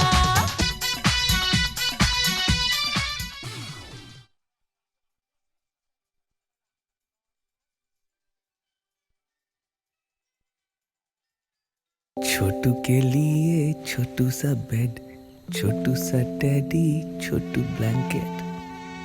इन मच्छरों को भगाने आया नया गुड नाइट छोटू लिक्विड, सिर्फ 50 रुपए में। आपकी छोटू सी फैमिली के लिए गुड नाइट का नया छोटू लिक्विड सिर्फ 50 रुपए में। घर में मेहमान आने वाले हैं। मेहमान नहीं यार, मैं आज किसी से नहीं मिल सकता, मेरे बालों को तो देखो। वाओ, कौन हो तुम? I'm Godrej Air Power Pocket. You smell nice. Godrej air power pocket, इसकी पावर जेल टेक्नोलॉजी रखे बाथरूम खुशबूदार पूरे 30 दिनों तक। अब तो ये मेहमान कभी नहीं जाएंगे यार। पहला कमजोरी होवेगी, फिर बुखार, फिर ब्लड टेस्ट। पर तू डरी ना, मम्मी तेनू भी हॉस्पिटल ले जाणगे। डैडी नू मच्छर ने कटिया सी ना, हुण उस नू भी डेंगू होवेगा। ਡੈਡੀ ਨੂੰ ਬੋਲ ਦੇ, ਹੁਣ ਇਸ ਘਰ ਵਿੱਚ ਕਿਸੇ ਨੂੰ ਡੇਂਗੂ ਨਹੀਂ ਹੋਵੇਗਾ। ਕਾਲਾ ਹਿੱਟ ਇਹ ਮੱਛਰਾਂ ਨੂੰ ਮਾਰ ਡਿਗਾਏ ਅਤੇ ਡੇਂਗੂ ਤੋਂ ਬਚਾਏ। ਕਾਲਾ ਹਿੱਟ। हैंड वॉश ऐड है ना, एक डॉक्टर होगा, एक छोटा बच्चा जिससे 2 गंदे हाथ अते एक सुपर स्मार्ट मम्मी है ना। चलो हैंड वॉश दो। अरे ये तो सैशे है मैम, सैशे ही हैंड वॉश है। इस दे मैजिकल पाउडर नु पानी विच मिलाओ, शेक करो अते साबण दी कीमत विच गोदरेज मैजिक हैंड वॉश तैयार। Now that's magic. ਸੋ ਅੱਜ ਪ੍ਰੋਗਰਾਮ ਗੱਲਾਂ ਤੇ ਗੀਤ ਦੇ ਵਿੱਚ ਆਰਕੀਟੈਕਚਰ ਅਵਿਨਾਸ਼ ਸਿੰਘ ਜੀ ਮੌਜੂਦ ਨੇ ਤੇ ਗੱਲਬਾਤ ਜਿਹੜੀ ਚੱਲਦੀ ਪਈ ਹੈ ਉਹ ਹੈ ਜੀ ਵਾਸਤੂ ਕਲਾ ਤੇ ਵਾਤਾਵਰਣ ਦੇ ਬਾਰੇ। ਗੱਲ ਕਰ ਲੈਂਦੇ ਹਾਂ ਅਸੀਂ ਆਪਣੀਆਂ ਭਾਰਤ ਦੀਆਂ ਬਹੁਤ ਸਾਰੀਆਂ ਇਹੋ ਜਿਹੀਆਂ ਬਿਲਡਿੰਗਸ ਨੇ ਜਿਹੜੀਆਂ ਕਿ ਸਦੀਆਂ ਤੋਂ ਜਾਂ ਇਹ ਕਹਿ ਲਈਏ ਵੀ ਯੁਗਾਂ ਤੋਂ ਖੜੀਆਂ ਨੇ।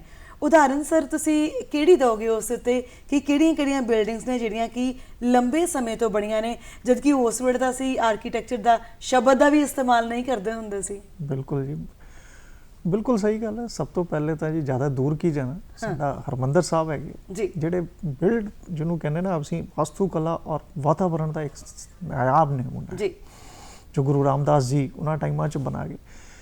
ਵਾਤਾਵਰਣ ਦਾ ਮਤਲਬ ਸਿਰਫ ਪੌਦੇ ਜਾਂ ਉਹ ਨਹੀਂ ਹੈ, ਉਹਨਾਂ ਨੇ ਤਾਂ ਸਿਰਫ ਇੱਕ ਹੋਰ ਕੰਮ ਕੀਤਾ ਕਿ ਜੋ ਸਾਡਾ ਇੱਕ ਵਿਸ਼ਵਾਸ ਹੈ ਉਹ ਤਾਂ ਅਲੱਗ ਹੈ, ਲੇਕਿਨ ਜਿਹੜੇ ਬੰਦੇ ਬਾਹਰੋਂ ਵੀ ਆਉਂਦੇ ਕਦੀ ਉੱਥੇ ਜਾਂਦੇ ਹੈ, ਤੁਸੀਂ ਦੇਖੋਗੇ ਕਿ ਉਹਦਾ ਜਿਹੜਾ ਇੱਕ ਜਦੋਂ ਪਾਣੀ ਹੈ ਉਹਦੇ ਵਿੱਚ ਇੱਕ ਬਿਲਡਿੰਗ ਰੱਖੀ ਹੋਈ ਹੈ, ਉਹਦਾ ਇੱਕ ਨਾਇਆਬ ਹੀ ਇੱਕ ਵਾਤਾਵਰਣ ਹੈ ਜੀ। ਉੱਥੇ ਪੰਛੀ ਆਉਂਦੇ ਹੈ, ਉਹ ਜਿਹੜੇ ਪੰਛੀ ਆਣਾ ਹੈ ਬੰਦੇ ਲਿਆਣੇ ਬਹੁਤ ਆਸਾਨ ਹੈ, ਲੇਕਿਨ ਪੰਛੀ ਲੈ ਕੇ ਆਣੇ ਇੰਨੇ ਆਸਾਨ ਨਹੀਂ। ਬਿਲਕੁਲ, ਕਿਉਂਕਿ ਪੰਛੀ ਦੇ ਤਾਂ ਜਿੱਥੇ ਮਨ ਕਰਦਾ ਹੈ, ਜਿੱਥੇ ਉਹਨੂੰ ਲੱਗੇਗਾ ਕਿ ਕੁਝ ਮੇਰਾ ਵਾਤਾਵਰਣ ਮੈਨੂੰ ਮਿਲ ਰਿਹਾ, ਮੈਂ ਉੱਥੇ ਜਾਂਦਾ ਹੈ। ਅੱਜ ਅਸੀਂ ਇਹੀ ਕੋਸ਼ਿਸ਼ ਕਰਦੇ ਬੰਦੇ ਲੈ ਕੇ ਆਣਾ, ਬੰਦੇ ਦੀ ਨਹੀਂ, এনवायरमेंट ਪੰਛੀ ਜਾਨਵਰਾਂ ਇਹਨਾਂ ਸਾਰੀਆਂ ਚੀਜ਼ਾਂ ਨਾਲ ਬਣਦਾ ਹੈ। ਸੋ ਇੱਕ ਬੜਾ ਨਾਇਆਬ ਨਮੂਨਾ ਹੈ, ਉਹ ਇੰਨੇ ਸਾਲਾਂ ਤੋਂ ਹੈ, ਯੁਗੋ ਯੁਗ ਬਣਿਆ ਹੋਇਆ ਹੈ।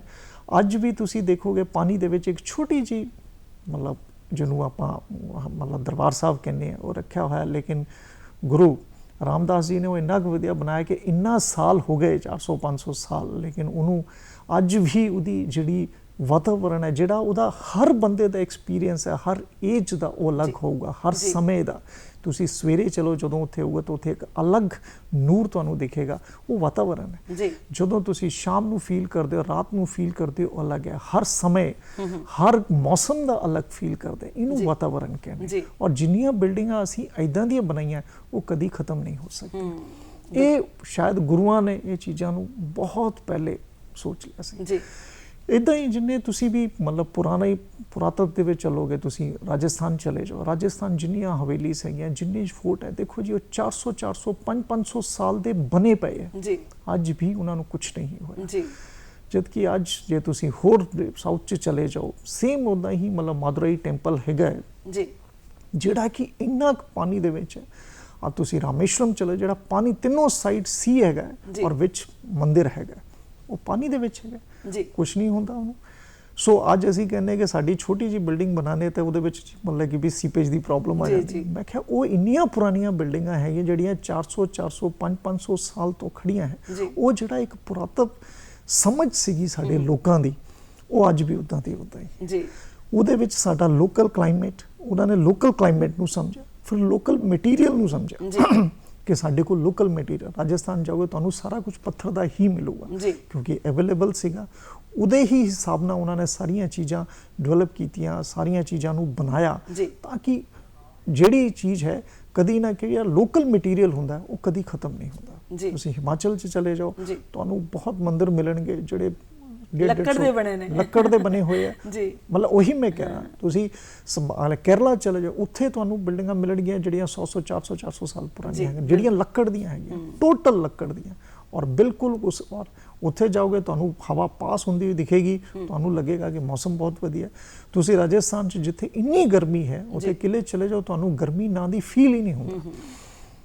ਅੱਜ ਟੂਰਿਜ਼ਮ ਕਿਉਂ ਜਾਂਦਾ ਹੈ ਕਿ ਯਾਰ ਉਹਨਾਂ ਚੀਜ਼ਾਂ ਨੂੰ ਦੇਖਣ ਜਾਂਦਾ, ਉਹ ਹੈ ਕੀ ਹੈ, ਉਹ ਸਾਡਾ ਲੋਕਲ ਅੰਡਰਸਟੈਂਡਿੰਗ ਹੈ ਆਰਕੀਟੈਕਚਰ, ਔਰ ਉਹ ਆਰਕੀਟੈਕਚਰ ਦੀ ਵਿਰਾਸਤ ਜਿਹੜੀ ਹੈ ਇੰਨੀ ਕੁ ਵਾਈਡ ਹੈ ਕਿ ਅੱਜ ਉਹ ਅਸੀਂ ਉਹਨਾਂ ਚੀਜ਼ਾਂ ਨੂੰ ਅਸੀਂ ਛੱਡ ਰਹੇ ਹਾਂ, ਜਦਕਿ ਅਸੀਂ ਮਤਲਬ ਸਭ ਤੋਂ ਜ਼ਿਆਦਾ ਜ਼ਰੂਰੀ ਉਹੀ ਹੈ। ਸੋ ਇਹ ਸਾਰੀਆਂ ਚੀਜ਼ਾਂ ਹੀ ਹੈ ਕਿ ਜਿਹਦੇ ਵਿੱਚ ਸਾਨੂੰ ਬਿਲਡਿੰਗਾਂ ਇੰਨੀਆਂ ਖੜੀਆਂ ਹੈ, ਜਦਕਿ ਅੱਜ ਵੀ ਜੇ ਤੁਸੀਂ ਕੰਕਰੀਟ ਦੀ ਵੀ ਲਾਈਫ ਲਾਓਗੇ, ਕੰਕਰੀਟ ਦੀ ਵੀ ਲਾਈਫ ਜਿਹੜੀ ਹੈ 100 ਸਾਲ ਤੋਂ ਜ਼ਿਆਦਾ ਨਹੀਂ ਹੈ, ਜਦਕਿ ਉਹ ਬਿਲਡਿੰਗਾਂ ਤਾਂ 500 ਸਾਲ ਖੜੀਆਂ ਨੂੰ ਹੋ ਗਏ।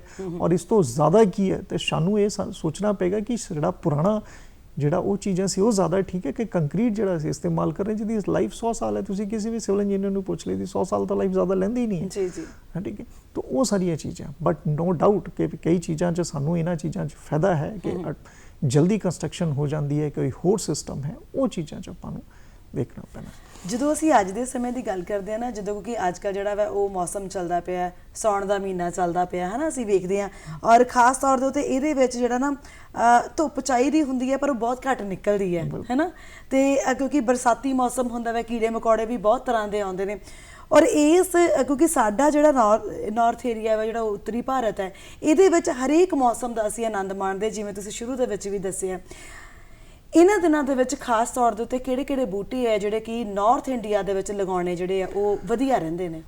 ਬੂਟਿਆਂ ਬਾਰੇ ਜੇ ਮੈਂ ਤੁਹਾਨੂੰ ਸਿੱਧੀ ਗੱਲ ਕਹਾਂ ਕਿ ਮੇਰਾ ਇੱਕ ਆਪਣਾ ਵਿਚਾਰ ਵੀ, ਔਰ ਜੋ ਮੈਨੂੰ ਲੱਗਦਾ ਕਿ ਹੁਣ ਤਾਂ ਸ਼ਾਇਦ PAU ਵੀ ਇਸੇ ਚੀਜ਼ ਨੂੰ ਪ੍ਰਮੋਟ ਕਰੇਗੀ ਕਿ ਤੁਸੀਂ ਜਿਹੜਾ ਨੇਟਿਵ ਪੌਦਾ ਹੈ ਉਹ ਲਾਓ।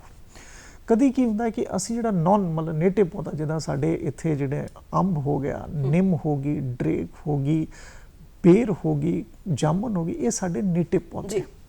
ਨੇਟਿਵ ਪੌਦਿਆਂ ਦੀ ਇੱਕ ਹੁੰਦੀ ਕਿ ਵੈਜੀਟੇਸ਼ਨ ਜਦੋਂ ਅਸੀਂ ਕ੍ਰਾਸ ਵੈਜੀਟੇਸ਼ਨ ਕਰਦੇ ਸ਼ਾਇਦ ਸਾਡੇ ਕਲਾਈਮੇਟ 'ਚ ਵੀ ਫਰਕ ਪੈਂਦਾ ਹੈ ਜੀ।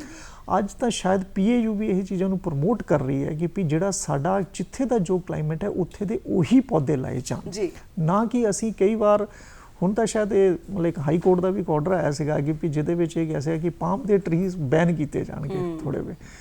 ਮੈਨੂੰ ਇਹ ਨਹੀਂ ਸਮਝ ਆਉਂਦੀ ਕਿ ਵੀ ਸਾਡੇ ਬਹੁਤ ਸਾਰੇ ਲੋਕ ਇੱਦਾਂ ਇਸਤੇਮਾਲ ਕਰਦੇ, ਕਿਉਂਕਿ ਸਾਡਾ ਜਿਹੜਾ ਪਾਮ ਹੈ ਉਹ ਕਈ ਚੀਜ਼ਾਂ ਦਾ ਹੋਰ ਤਰੀਕੇ ਨਾਲ, ਲੇਕਿਨ ਜਿਹੜਾ ਸਾਡਾ ਨੇਟਿਵ ਪੇੜ ਹੈ, ਅੱਜ ਤੁਸੀਂ ਪਹਿਲੇ ਪੁਰਾਣੀ ਸੜਕਾਂ ਦੇਖੋਗੇ ਤੁਹਾਨੂੰ ਹਰ ਸੜਕ ਦੇ ਕਿਨਾਰੇ ਤਕਰੀਬਨ ਮਤਲਬ ਕਿ ਵੀ ਟਾਲੀ, ਕਿੱਕਰ, ਨਿੰਮ ਔਰ ਉਹ ਛਾਂ ਵਾਲੇ ਬੂਟੇ ਹੁੰਦੇ ਸੀ। ਅੱਜ ਅਸੀਂ ਉਹ ਸਾਰੇ ਖਤਮ ਕਰਤੇ। ਉਹ ਵਾਤਾਵਰਣ ਨੂੰ ਵੀ ਇਫੈਕਟ ਕਰਦੇ हैं, ਕਿਉਂਕਿ ਵੈਸੇ ਵੀ ਅਸੀਂ ਜੰਗਲ ਵੀ ਖਤਮ ਹੋ ਰਹੇ, ਬਾਕੀ ਸਾਰੀਆਂ ਚੀਜ਼ਾਂ ਤੋਂ ਜਿੰਨੇ ਅਸੀਂ ਪੌਦੇ ਲਾਈਏ ਇਹਨਾਂ ਦਿਨਾਂ 'ਚ ਜਿਹੜਾ ਪੌਦਾ ਜਿੱਥੇ ਚੱਲਦਾ ਹੈ ਨੇਟਿਵ ਪੌਦਾ ਲਾਈਏ ਜੀ। ਜਦੋਂ ਵੀ ਅਸੀਂ ਨੇਟਿਵ ਪੌਦਾ ਲਾਉਂਦੇ ਹਾਂ ਉਹਦੇ ਵਿੱਚ ਜਿੱਦਾਂ ਨਿੰਮ ਹੋ ਗਈ, ਉਸ ਤੋਂ ਬਾਅਦ ਡਰੇਕ ਹੋ ਗਈ, ਇਹ ਸਾਰੀਆਂ ਚੀਜ਼ਾਂ ਇਹ ਤੁਹਾਡੇ ਇੱਥੇ ਆਪਣੇ ਬਹੁਤ ਚੱਲਦੀਆਂ ਔਰ ਖਾਸ ਤੌਰ 'ਤੇ ਇਹਨਾਂ ਦਿਨਾਂ ਦੇ ਵਿੱਚ ਜਿਹੜੇ ਮਰਜ਼ੀ ਲਾ ਦਿਓ ਉਹਨ ਚੱਲ ਹੀ ਪੈਣਾ ਜੀ। ਔਰ ਉਹਨ ਨਾ ਜ਼ਿਆਦਾ ਪਾਣੀ ਖਾਣਾ, ਨਾ ਉਹਨ ਜ਼ਿਆਦਾ ਤੁਹਾਡੀ ਉਹ ਖਾਣੀ ਹੈ। ਸੋ ਇਦਾਂ ਦੇ ਪੌਦੇ ਲਈ ਜਿਹੜਾ ਨੇਟਿਵ ਹੈਗਾ, ਰੈਦਰ ਦੈਨ ਕਿ ਅਸੀਂ ਬਹੁਤ ਕभी ऑर्नामेंटल ਪੌਦੇ ਜਿਹੜੇ ਬਾਹਰੋਂ ਆਏ ਹੈ ਉਹ ਕੁਝ ਦਿਨ ਅੱਛੇ ਲੱਗਦੇ ਹੈ, ਲੇਕਿਨ ਉਹ ਆਪਣੇ ਇਕੋਲੋਜੀਕਲ ਸਿਸਟਮ ਦੇ ਵਿੱਚ ਉਹ ਫਿਟ ਨਹੀਂ ਹੁੰਦੇ ਔਰ ਵਿਦਿਨ ਅ ਟਾਈਮ ਉਹ ਖਤਮ ਹੋ ਜਾਂਦੇ। ਤੁਹਾਨੂੰ ਮੈਂ ਬੜਾ ਇੱਕ ਐਗਜ਼ਾਮਪਲ ਦੇਣਾ ਜੀ। ਦਿੱਲੀ ਮੈਂ ਕੰਮ ਕਰਦਾ ਤਾਂ ਰਵਿੰਦਰ ਭਾਨ ਸਾਹਿਬ ਆਰਕੀਟੈਕਟ ਸੀਗੇ, ਉਹਨਾਂ ਦਾ ਬੜਾ ਅੱਛਾ ਘਰ, ਜਦ ਕਿ ਉਹ ਬੜੀ ਮੁਸ਼ਕਿਲ ਨਾਲ ਉਹਨਾਂ ਦਾ ਇੱਕ 500 ਗਜ਼ ਦਾ ਘਰ ਹੋਣਾ, ਉਹਦੇ ਅੱਗੇ 10 ਫੁੱਟ ਪਾਈ ਮਤਲਬ ਕਹਿ ਲਓ 25-30 ਫੁੱਟ ਦਾ ਇੱਕ ਲੌਨ ਹੋਣਾ, ਉਹਦੇ ਵਿੱਚ ਉਹਨਾਂ ਨੇ ਪੂਰੇ ਪੌਦੇ ਲਾਏ ਸੀ ਔਰ ਉਹਦੇ ਵਿੱਚ ਇੱਕ ਛੋਟਾ ਜਿਹਾ ਉਹਨਾਂ ਨੇ ਇੱਕ ਫਿਸ਼ ਪੌਂਡ ਬਣਾਇਆ ਹੋਇਆ ਸੀ। ਉਸ ਫਿਸ਼ ਪੌਂਡ ਲਈ ਉਹ ਕਦੀ ਉਹਦੇ ਵਿੱਚ ਉਹਨੂੰ ਮਤਲਬ ਕੋਈ ਫਿਸ਼ਾਂ ਨੂੰ ਉਹ ਨਹੀਂ ਪਾਉਂਦੇ ਸੀ, ਛੋਟੀ ਫਿਸ਼ਸ ਰੱਖੀਆਂ ਹੋਈਆਂ ਸੀ। ਉਹਨਾਂ ਨੇ ਇੱਕ ਈਕੋਸਿਸਟਮ ਡਿਵੈਲਪ ਕੀਤਾ, ਉਹਦੇ ਵਿੱਚ ਜਿਹੜੇ ਪਾਣੀ ਵਾਲੇ ਪੌਦੇ ਇੱਦਾਂ ਲਾਏ ਸੀ ਜਿਹੜੇ ਉਹਨਾਂ ਨੂੰ ਆਪ ਹੀ ਖਾ ਪੀ ਜਾਂਦੇ ਸੀ, ਉਹ ਫਿਸ਼ਸ ਆਪਣੇ ਆਪ ਹੀ ਜ਼ਿੰਦਾ ਰਹਿੰਦੀਆਂ ਸੀਗੀਆਂ। ਉਹ ਫਿਸ਼ਿਸ ਨੂੰ ਬਸ ਇੰਨੀ ਇੱਕ ਪ੍ਰੋਬਲਮ ਹੁੰਦੀ ਸੀਗੀ ਕਿ ਕਊਏ ਆਉਂਦੇ ਹੁੰਦੇ ਸੀ ਤਾਂ ਉਹਨਾਂ ਨੂੰ ਦੇਖਦਾ ਹੁੰਦਾ ਸੀ ਕਿ ਇੱਥੇ ਰਹੇ ਤਾਂ ਉਹਨਾਂ ਨੂੰ ਚੱਕ ਕੇ ਲੈ ਜਾਂਦੇ ਹੁੰਦੇ ਸੀ। ਉਹ ਅੱਜ ਸਾਨੂੰ ਜਦੋਂ ਨੇਟਿਵ ਚੀਜ਼ਾਂ ਲਾਉਂਦੇ ਹਾਂ ਜਾਂ ਉਹਦਾ ਈਕੋਸਿਸਟਮ ਡਿਵੈਲਪ ਕਰਦੇ ਹਾਂ, ਉਹ ਸਾਰੀਆਂ ਇੱਕ ਦੂਜੇ ਨੂੰ ਸਪੋਰਟ ਕਰਦੀਆਂ। ਅੱਜ ਸਾਨੂੰ ਉਹ ਚੀਜ਼ਾਂ ਦੀ ਜ਼ਿਆਦਾ ਜ਼ਰੂਰਤ ਹੈ। ਸੋ ਉਹ ਮੈਂ ਇੱਕ ਛੋਟਾ ਜਿਹਾ ਉਹ ਹਾਰਡਲੀ 4 ਫੁੱਟ ਬਾਈ 4 ਫੁੱਟ ਦਾ ਮੈਂ ਬੜੇ ਟਾਈਮ ਦੇਖਦਾ ਹੁੰਦਾ ਸੀ ਕਿ ਉਹਦੇ ਵਿੱਚ 19 ਫਿਸ਼ਿਸ, ਉਹਨਾਂ ਨੇ ਨਾ ਉਹਨਾਂ ਨੂੰ ਕਦੀ ਕੁਝ ਪਾਣਾ ਨਾ ਕੁਝ ਕਰਨ ਦੀ ਜ਼ਰੂਰਤ, ਕਿਉਂਕਿ ਉਹਦੇ ਵਿੱਚ ਐਕੁਆਟਿਕ ਪਲਾਂਟ ਲਾਏ ਸੀ ਜਿਹੜੇ ਪਾਣੀ 'ਚ ਹੀ ਰਹਿੰਦੇ, ਉਹ ਉਹਨਾਂ ਦਾ ਭੋਜਨ ਸੀਗੇ, ਉਹਨਾਂ ਨੂੰ ਖਾਂਦੇ ਸੀ, ਉਹਦੀ ਜਿਹੜੀ ਐਕਸਟ੍ਰੀਟ ਸੀ ਉਹ ਉਹਦੇ ਨਾਲ ਉਹ ਆਪਣੇ ਆਪ ਉਗਦੇ ਹੁੰਦੇ ਸੀ। ਉਹ ਈਕੋਸਿਸਟਮ ਡਿਵੈਲਪ ਹੁੰਦਾ ਜੀ, ਠੀਕ ਹੈ ਨਾ। ਤਾਂ ਪੌਦੇ ਵੀ ਉੱਦਾਂ ਦੇ ਲਾਓ ਜਿਹਦੇ ਵਿੱਚ ਜਿੱਥੇ ਮੇਰੇ ਕੋਲ ਜਿੰਨੀ ਜਗ੍ਹਾ ਹੈ ਕਿ ਮੈਂ ਉੱਥੇ ਜਿਹੜੇ ਨੇਟਿਵ ਮੇਰੇ ਪਲਾਂਟਸ ਹੈ, ਛੋਟੇ ਪਲਾਂਟਸ ਹੈ, ਉਹਨਾਂ ਨੂੰ ਲਾਓ। ਜੇ ਬਾਹਰ ਮੇਰੇ ਕੋਲ ਜਗ੍ਹਾ ਹੈ ਤੇ ਆਪਣੇ ਜਿਹੜੇ ਨੇਟਿਵ ਪਲਾਂਟਸ ਹੈ ਉਹਨਾਂ ਨੂੰ ਜ਼ਿਆਦਾ ਪ੍ਰਮੋਟ ਕਰੋ। ਉਹ ਕਹਿੰਦੇ ਨੇ ਵੀ ਆਪਾਂ ਜਦੋਂ ਮੌਸਮ ਦੇ ਨਾਲ ਖਾਂਦੇ ਆ ਨਾ, ਜਦੋਂ ਜਿਹੜੇ ਮੌਸਮ ਦੇ ਵਿੱਚ ਜਿਹੜੀਆਂ ਚੀਜ਼ਾਂ ਹੁੰਦੀਆਂ ਉਹ ਖਾਧੀਆਂ ਜਾਣ ਤੇ ਸਾਡੀ ਸਿਹਤ ਸਹੀ ਰਹਿੰਦੀ ਹੈ। ਇਹੀ ਚੀਜ਼ ਮੈਨੂੰ ਲੱਗਦਾ ਕਿ ਵਾਤਾਵਰਣ ਦੇ ਨਾਲ ਵੀ ਜੁੜੀ ਸਹੀ ਰਹਿੰਦੀ ਹੈ ਨਾ। ਇਹ ਚੀਜ਼ ਹੀ ਵਾਤਾਵਰਣ ਵੀ ਕੀ ਹੈ ਕਿ ਜੋ ਮੌਸਮ ਹੈ ਉਸੇ ਹਿਸਾਬ ਨਾਲ ਹੀ ਤੁਸੀਂ ਆਪਣਾ ਕੰਮ ਕਰੋ। ਇਹ ਵਾਤਾਵਰਣ ਦੇਖੋ, ਅਸੀਂ ਚਾਹੇ ਮਤਲਬ ਘਰ ਜੇ ਮੈਂ ਡਿਜ਼ਾਈਨ ਵੀ ਕਰਦਾ ਜੀ, ਅਗਰ ਮੇਰੇ ਘਰ ਦੇ ਵਿੱਚ ਤੁਹਾਡੇ ਘਰ ਦੇ ਵਿੱਚ ਸਰਦੀਆਂ ਨੂੰ ਧੁੱਪ ਨਾ ਆਏ ਜੀ ਔਰ ਕਿਤੇ ਧੁੱਪ ਆਂਦੀ ਹੀ ਨਹੀਂ ਜੀ, ਤੁਸੀਂ ਪਰੇਸ਼ਾਨ ਹੋ ਜਾਣਾ ਉਹ 2 ਮਹੀਨੇ ਕਿ ਯਾਰ ਆਂਦੀ ਠੰਡ ਇੰਨੀ ਰਹਿੰਦੀ ਹੈ ਜੀ। ਇਹ ਵਾਤਾਵਰਣ ਹੈ ਜੀ। ਜੇ ਅੱਜ ਦੇ ਟਾਈਮ ਦੇ ਵਿੱਚ ਮੌਸਮ ਵਧੀਆ ਹੈ, ਇਹਦਾ ਆਨੰਦ ਮਾਰਨਾ ਤੇ ਵਿੱਚੋਂ ਹਵਾ ਨਹੀਂ ਨਿਕਲੇਗੀ ਤੇ ਤੁਸੀਂ ਉਹ ਆਨੰਦ ਨਹੀਂ ਲੈ ਸਕਦੇ ਉਹਦਾ। ਗਰਮੀਆਂ ਦੇ ਵਿੱਚ ਹੋ ਸਕਦਾ ਹੈ ਕਿ ਵੀ ਮੈਂ ਧੁੱਪ ਨਾ ਹੋ, ਥੋੜੀ ਛਾਂ ਜ਼ਿਆਦਾ ਰਹੇ, ਉਹਨਾਂ ਚੀਜ਼ਾਂ ਤੋਂ ਵਾਤਾਵਰਣ ਹੀ ਹੈ ਸਾਰਾ ਕੁਝ ਜਿਹੜਾ ਸਾਰੀਆਂ ਚੀਜ਼ਾਂ ਡਿਕਟੇਟ ਕਰਦਾ। ਅਵਿਨਾਸ਼ ਸਰ, ਡਾਇਰੈਕਸ਼ਨਸ ਦੀ ਜਦੋਂ ਅਸੀਂ ਗੱਲ ਕਰਦੇ ਹਾਂ, ਹੁਣ ਇਹ ਤਾਂ ਹੈ ਨਹੀਂ ਵੀ ਅਸੀਂ ਇੱਕ ਜਾਂ 2 ਡਾਇਰੈਕਸ਼ਨਸ ਦੇ ਘਰ ਬਣੇ, ਸਾਡੇ ਭਾਰਤ ਦੇ ਵਿੱਚ ਵੱਖ-ਵੱਖ ਡਾਇਰੈਕਸ਼ਨਸ ਦੇ ਵਿੱਚ ਘਰ ਬਣੇ ਆ। ਤੁਹਾਨੂੰ ਕੀ ਲੱਗਦਾ ਹੈ ਕਿ ਕਿੱਥੇ ਕਿਸ ਤਰੀਕੇ ਨਾਲ ਡਾਇਰੈਕਸ਼ਨ ਜਿਹੜੀ ਹੈ ਉਹ ਘਰ ਦੀ ਹੋਣੀ ਚਾਹੀਦੀ ਹੈ ਜਿਹਦੇ ਨਾਲ ਹਵਾ ਵੀ ਆਵੇ, ਧੁੱਪ ਵੀ ਆਵੇ ਤੇ ਛਾਂ ਵੀ ਆਵੇ? ਦੇਖੋ, ਡਾਇਰੈਕਸ਼ਨ ਕੋਈ ਵੀ ਹੋ, ਹੁਣ ਇਹ ਤਾਂ ਹੋ ਨਹੀਂ ਸਕਦਾ ਕਿ ਵੀ ਜੇ ਸਪੋਜ਼ ਮੇਰੇ ਕੋਲ ਕੋਈ ਵੀ ਡਾਇਰੈਕਸ਼ਨ ਦਾ ਘਰ ਆਇਆ, ਇਹ ਤਾਂ ਮੈਨੂੰ ਦੇਖਣਾ ਪੈਣਾ ਕਿ ਵੀ ਕਿਹੜੀ ਡਾਇਰੈਕਸ਼ਨ ਦੇ ਵਿੱਚ ਉਹਦਾ ਘਰ ਮਤਲਬ ਫੇਸ ਹੈਗਾ ਤੇ ਉਹਦੀ ਕਿਸ ਹਿਸਾਬ ਨਾਲ ਉਹਦੇ ਸੂਰਜ ਦੀ ਰੋਟੇਸ਼ਨ ਹੈ ਤੇ ਉਹਨੂੰ ਡਿਜ਼ਾਈਨ ਕੀਤਾ ਜਾਏਗਾ। ਇਹ ਤਾਂ ਸਾਡੀ ਪ੍ਰਾਇਮਰੀ ਡਿਊਟੀ ਹੈ। ਅਗਰ ਕੋਈ ਆਗੇ ਕੰਮ ਨਹੀਂ ਕਰਦਾ ਤੇ ਮਤਲਬ ਆਪਣੀ ਪ੍ਰਾਇਮਰੀ ਡਿਊਟੀ ਨਹੀਂ ਕਰਦਾ, ਅਗਰ ਮੇਰਾ ਘਰ ਨਾਰਥ ਸਾਈਡ ਹੈ ਮੈਨੂੰ ਹੋਰ ਤਰੀਕੇ ਨਾਲ ਕਰਨਾ ਪੈਣਾ, ਅਗਰ ਮੇਰਾ ਘਰ ਸਾਊਥ ਸਾਈਡ ਹੈ ਤਾਂ ਮੈਨੂੰ ਹੋਰ ਤਰੀਕੇ ਨਾਲ ਕਰਨਾ, ਮੇਰਾ ਵੈਸਟ ਸਾਈਡ ਹੈ ਤਾਂ ਕਰਨਾ। ਅਗਰ ਮੈਨੂੰ ਚਾਰੋਂ ਡਾਇਰੈਕਸ਼ਨਾਂ ਮਿਲ ਰਹੀਆਂ ਤਾਂ ਮੇਰੇ ਕੋਲ ਹੋਰ ਆਪਸ਼ਨ ਹੈਗੀ ਹੈ। ਅਗਰ ਮੈਨੂੰ ਕੋਈ ਐਸੀ ਜਗ੍ਹਾ ਮਿਲ ਰਹੀ ਜਿਹਦੇ ਵਿੱਚ ਮੇਰੇ ਕੋਲ ਸਿਰਫ ਇੱਕ ਡਾਇਰੈਕਸ਼ਨ ਤੇ ਹੀ ਧੁੱਪ ਆ ਰਹੀ, ਬਾਕੀ ਤਿੰਨਾਂ ਸਾਈਡਾਂ ਦੇ ਵਿੱਚ ਮੇਰੇ ਕੋਲ ਬਲੌਕ ਹੈ, ਮੈਨੂੰ ਸ਼ਾਇਦ ਸੈਂਟਰਲ ਕੋਰਟਯਾਰਡ ਸੋਚਣਾ ਪੈਣਾ। ਬਿਲਕੁਲ ਤੁਸੀਂ ਪੁਰਾਣੇ ਘਰ ਜਿੰਨੇ ਵੀ ਦੇਖੇ ਹੋਗੇ, ਇਹ ਸਾਰੀਆਂ ਪ੍ਰੋਬਲਮ ਪੁਰਾਣੇ ਸ਼ਹਿਰਾਂ 'ਚ ਬੜੀਆਂ ਹੁੰਦੀਆਂ ਸੀ, ਪੁਰਾਣੇ ਸਮਿਆਂ 'ਚ ਵੀ ਬੜੀਆਂ, ਕਿ ਇੱਕ ਤਾਂ ਪੈਸੇ ਦੀ ਕਮੀਆਂ ਹੁੰਦੀਆਂ ਸੀ, ਲੇਕਿਨ ਉਹਨਾਂ ਨੇ ਸਾਰੀਆਂ ਚੀਜ਼ਾਂ ਦਾ ਹੱਲ ਲੱਭਿਆ ਸੀ ਕਿ ਡਾਇਰੈਕਸ਼ਨਾਂ ਹੈ ਹੀ ਨਹੀਂ, ਤੁਹਾਡਾ ਚਾਰੋਂ ਪਾਸੇ ਹੀ ਬੰਦ ਹੈ, ਤੁਸੀਂ ਕੀ ਕਰੋ। ਉਹਨਾਂ ਨੇ ਸੈਂਟਰਲ ਦੇ ਵਿੱਚ ਇੱਕ ਕੋਰਟਯਾਰਡ ਛੱਡ ਦੇਣਾ ਜਿਹਦੇ 'ਚ ਜਿੰਨੀ ਵੀ ਆਪਣੀ ਲਾਈਟ ਦੀ ਸਮੱਸਿਆ, ਹਵਾ ਦੀ ਸਮੱਸਿਆ ਜਾਂ ਬਾਕੀ ਸਾਰੀਆਂ ਚੀਜ਼ਾਂ ਉਹ ਹੱਲ ਹੁੰਦੀਆਂ ਸੀ। ਹੱਲ ਲੱਭਣਾ ਇਹ ਆਰਕੀਟੈਕਟ ਦਾ ਪਹਿਲਾ ਕੰਮ ਹੈ ਜੀ। तो डायरैक्शनां कई बार ਹੁੰਦੀਆਂ ਹੀ नहीं है।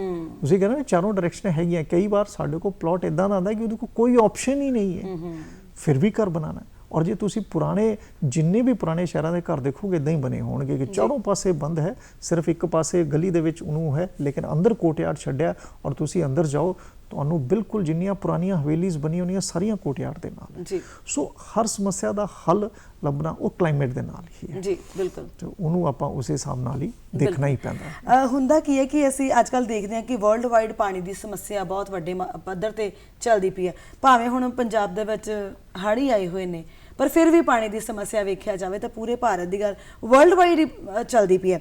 ਪਰ ਉਹਦੇ ਨਾਲ ਜਦੋਂ ਕਲਾ ਦੇ ਨਾਲ ਅਸੀਂ ਵਾਸਤੂ ਕਲਾ ਦੇ ਨਾਲ ਜਦੋਂ ਅਸੀਂ ਪਾਣੀ ਨੂੰ ਜੋੜਨਾ ਹੈ ਤਾਂ ਕਿਸ ਤਰੀਕੇ ਦੇ ਨਾਲ ਅਸੀਂ ਉਸ ਦੀ ਕੰਜ਼ੰਪਸ਼ਨ ਕਰਕੇ ਆਪਣਾ ਘਰ ਬਣਾ ਸਕਦੇ ਹਾਂ, ਕਿਉਂਕਿ ਬਹੁਤ ਵੱਡੀ ਮਾਤਰਾ ਦੇ ਵਿੱਚ ਪਾਣੀ ਦਾ ਇਸਤੇਮਾਲ ਕੀਤਾ ਜਾਂਦਾ ਜਦੋਂ ਅਸੀਂ ਕੋਈ ਵੀ ਬਿਲਡਿੰਗ ਤਿਆਰ ਕਰਦੇ ਹਾਂ, ਕੋਈ ਵੀ ਘਰ ਬਣਾਉਂਦੇ ਹਾਂ।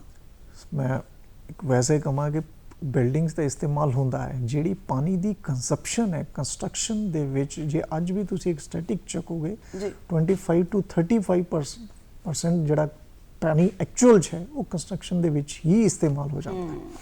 ਬਾਕੀ ਸਭ ਚੀਜ਼ਾਂ ਦੀ ਪ੍ਰਾਇੋਰਿਟੀ ਬੜੀ ਡਿਫਰੈਂਟ ਹੋ ਜਾਂਦੀ ਹੈ ਜੀ। ਉਹਨੂੰ ਬਚਾਉਣਾ ਇੱਕ ਸਭ ਤੋਂ ਵੱਡੀ ਪ੍ਰਾਈਮ ਇੰਪੋਰਟੈਂਸ ਹੋ ਚੁੱਕੀ ਹੈ, ਬਿਕੋਜ਼ ਪਾਣੀ ਦਾ ਜਿਹੜਾ ਸੋਰਸ ਹੈ ਫਰੈਸ਼ ਵਾਟਰ ਸੋਰਸ ਜਿਹੜਾ ਅਸੀਂ ਪੀਣ ਵਾਲਾ ਉਹ ਬੜਾ ਲਿਮਿਟਡ ਹੈ ਜੀ। ਉਹ 4% ਹੈ, ਜਿੱਥੇ ਸਾਡੇ ਕੋਲ 100% ਪਾਣੀ ਚੋਂ ਸਿਰਫ 4% ਪਾਣੀ ਜਿਹੜਾ ਹੈ ਉਹ ਸਿਰਫ ਫਰੈਸ਼ ਵਾਟਰ ਦਾ ਅਵੇਲੇਬਲ ਹੈ ਵਰਲਡ ਵਾਈਡ। ਹਿੰਦੁਸਤਾਨ ਦੀ ਗੱਲ ਨਹੀਂ ਕਰ ਰਿਹਾ, ਜਦਕਿ ਹਿੰਦੁਸਤਾਨ ਫਿਰ ਵੀ ਥੋੜਾ ਜਿਹਾ ਪਾਣੀ ਜ਼ਿਆਦਾ ਹੈ ਕੰਪੈरेटिवली ਕਈ ਕੰਟਰੀਜ਼ ਨਾਲੋਂ। ਸੋ 4% ਪਾਣੀ ਦੇ ਵਿੱਚ ਹੀ ਅਸੀਂ ਸਾਰਾ ਕੁਝ ਕਰਨਾ ਹੈ।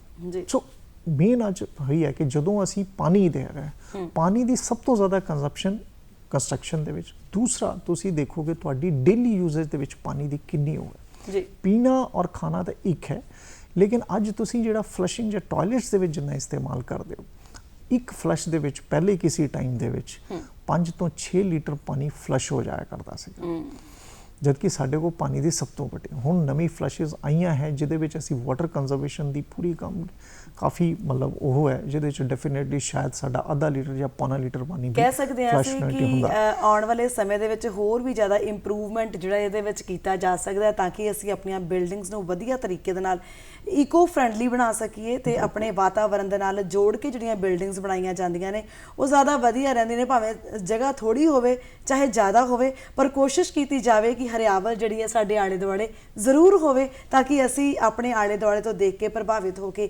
ਇਹਨਾਂ ਰੰਗਾਂ ਨੂੰ ਵੱਖ-ਵੱਖ ਤਰੀਕੇ ਦੇ ਨਾਲ ਜ਼ਰੂਰ ਮਾਣੀਏ। ਅਵਿਨਾਸ਼ ਸਰ, ਬਹੁਤ ਚੰਗਾ ਲੱਗਾ ਤੁਹਾਡੇ ਨਾਲ ਗੱਲਬਾਤ ਕਰਕੇ, ਬਹੁਤ ਜਾਣਕਾਰੀ ਜਿਹੜੀ ਹੈ ਵਧੀਆ ਤਰੀਕੇ ਨਾਲ ਤੁਸੀਂ ਸਾਡੇ ਨਾਲ ਸਾਡੇ ਦਰਸ਼ਕਾਂ ਦੇ ਨਾਲ ਜਿਹੜੀ ਹੈ ਉਹ ਸਾਂਝੀ ਕੀਤੀ ਹੈ। ਸਟੂਡੀਓ ਵਿੱਚ ਆਉਣ ਲਈ ਜਾਣਕਾਰੀ ਸਾਂਝੀ ਕਰਨ ਲਈ ਤੁਹਾਡਾ ਦਿਲ ਤੋਂ ਧੰਨਵਾਦ। ਸ਼ੁਕਰੀਆ ਸਰ। ਮੈਂ ਵੀ ਬਹੁਤ-ਬਹੁਤ ਧੰਨਵਾਦ ਕਰਦਾ ਡੀਡੀ ਦੂਰਦਰਸ਼ਨ ਜੀ ਦਾ ਔਰ ਪਲੱਸ ਮਤਲਬ ਸਾਰੇ ਦਰਸ਼ਕਾਂ ਦਾ ਜੀ। ਸ਼ੁਕਰੀਆ ਸਰ। ਸਤਿ ਸ਼੍ਰੀ ਅਕਾਲ ਜੀ।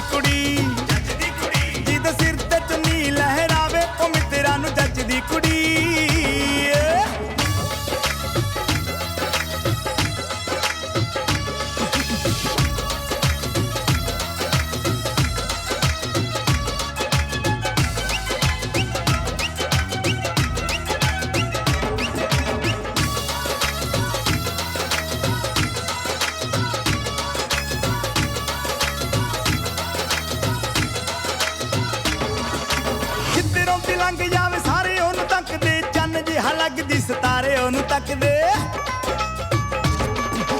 ਜਿੱਧਰੋਂ ਵੀ ਲੰਘ ਜਾਵੇ ਸਾਰੇ ਉਹਨੂੰ ਤੱਕਦੇ, ਚੰਨ ਜਿਹਾ ਲੱਗਦੀ ਸਿਤਾਰੇ ਉਹਨੂੰ ਤੱਕਦੇ।